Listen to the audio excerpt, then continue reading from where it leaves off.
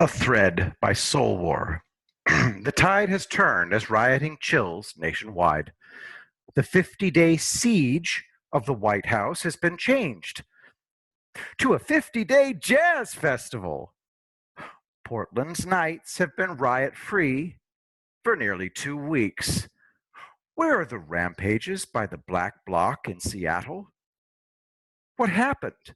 I didn't see any tanks or bayonets, did you? So how did President Trump get these Marxist goon leaderships who are clearly unreasonable, leading the mentally deranged to stop?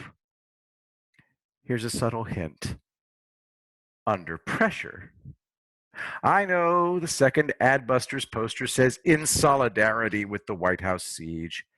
They canceled the siege. Apparently, when President Trump's 8 amazing weeks ended with the amazing normalization treaties with UAE, Bahrain, and Israel, AG bars, gloves came off quietly.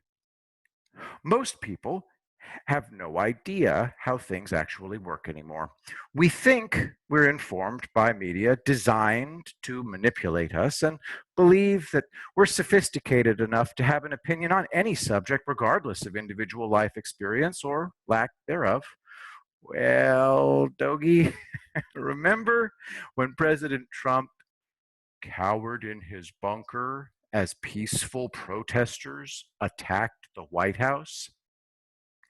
I characterize it as an attack because that's exactly what it was. 50 plus uniformed Secret Service and Capitol Police were sent to the hospital by those protesters.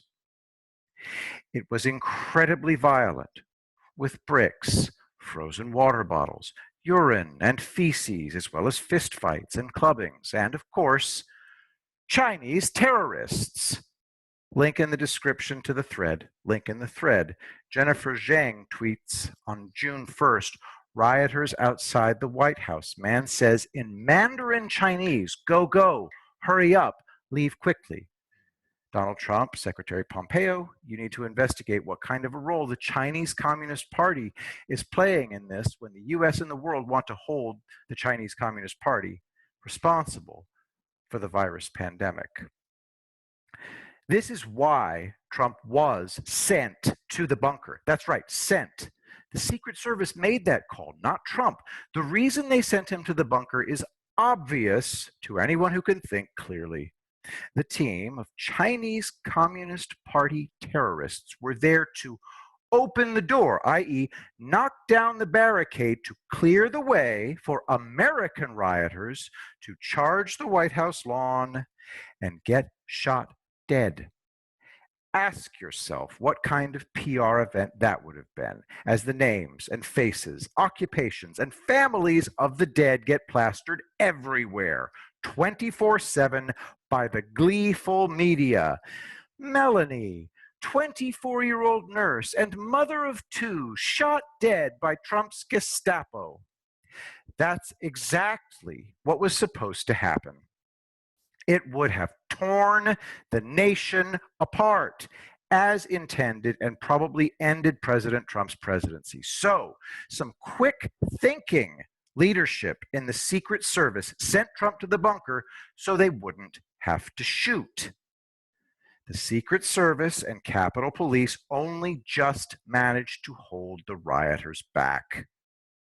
With the president safely in the bunker, they could allow rioters to rush across the lawn without mowing them down. Any damage to the property could be repaired, as it's clear President Trump and his administration is doing everything possible to prevent bloodshed. It's now clear to me that Trump's strategy is to rope-a-dope the protesters, the rioters, Antifa, and BLM as he and Barr quietly make adjustments behind the curtain to chill the violence and destruction. And it seems to be working. The fires in Oregon, Washington, and California may have been the final straw. The tactical retreat to the bunker tells me everything about what's occurring. Trump cares not a whit about the mainstream media's smear campaign about his, quote, cowardice. As I said, he doesn't make that call. He did make this call, though: the St. John's Church photo op. Hey, photo op? Yes, photo op, where he cleared out those totally peaceful protesters who'd set that church on fire the night before while injuring dozens of law enforcement officers, and hurled his defiance right back into their satanic teeth. This is an age of photo ops. They are effective. Kathy Griffin was paid and posed to say something with that picture. Back off, was what she was saying. This was Trump's response: go fuck yourself. Anyone remember this photo op when Trump was running against Hillary? I do. I watched it live and my jaw hit the floor. Holy fuck, I yelled aloud. He just won.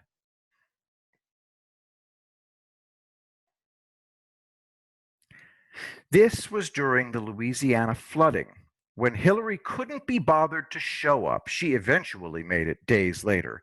Trump showed up with $75,000 in disaster aid. I immediately posted the story on Twitter, and the left immediately pounced. It's just a photo op, they sneered. Yes, it is. And it's brilliant.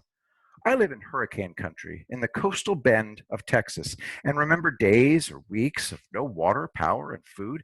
I often wonder how that photo op food and water tasted to those little people in Louisiana. His picture says 1,000 good words. The radical left, but not so much. Their photo ops are designed to divide. Trump's bringing good-hearted people together. The Marxist goons that gave us Occupy Wall Street planned a 50-day siege of the White House right up to Election Day.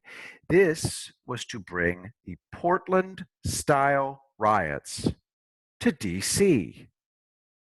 Imagine that. 50 days of assaults on cops and unwoke Americans, illegal fires, blocking traffic, and harassing motorists, culminating in clashes between patriots and the Black Bloc, with the possibility of fatalities and another chance to rush the White House. They were going for it again. Until they weren't. Nonviolent Jazz Festival. No violence, please. What happened? Well, I have no idea, but I can guess.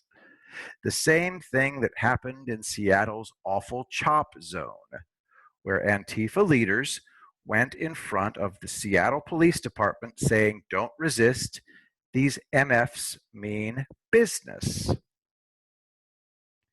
Adbusters and their backers behind the curtain got a midnight visit by some very serious people who look similar to this.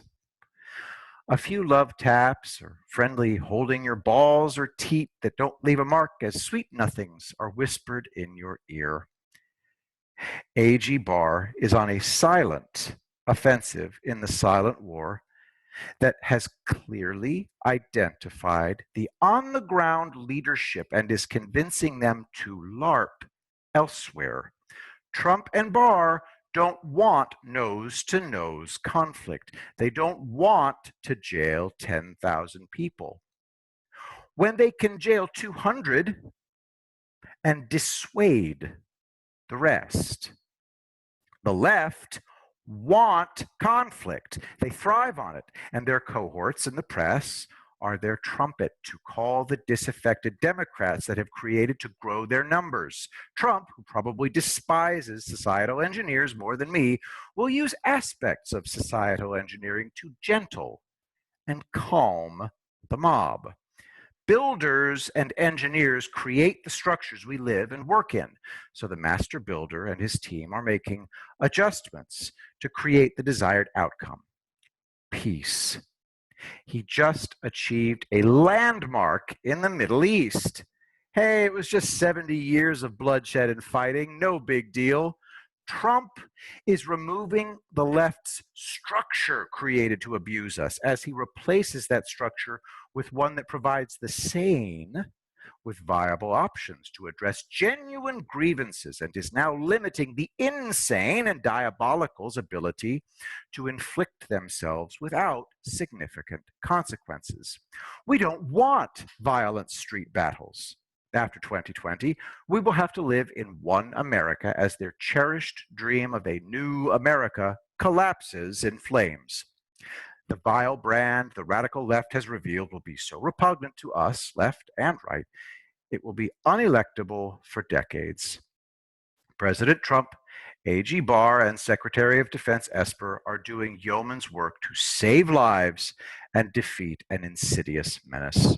Trump's 8 weeks were truly amazing. Barr's recent moves are effective, and Esper's covert teams are killing it. Multiple meetings. Maybe one day we'll learn more. Less than 50 days to Election Day, and we are now seeing significant changes to the radical left's behavior. By the time we get to November 3rd, we may have only to deal with sporadic violent meltdowns, as it seems most of the saps and low IQ goons have already been used up.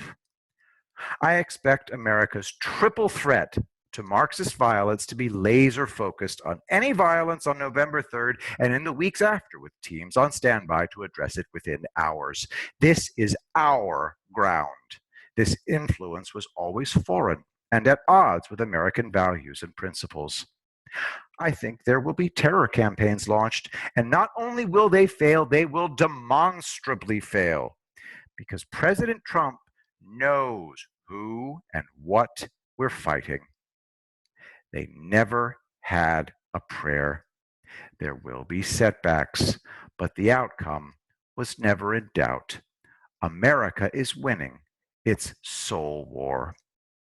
To support the works of Brent Cates, donate any amount at paypal.me/Brent Cates. And remember, I will be the greatest president that God ever created.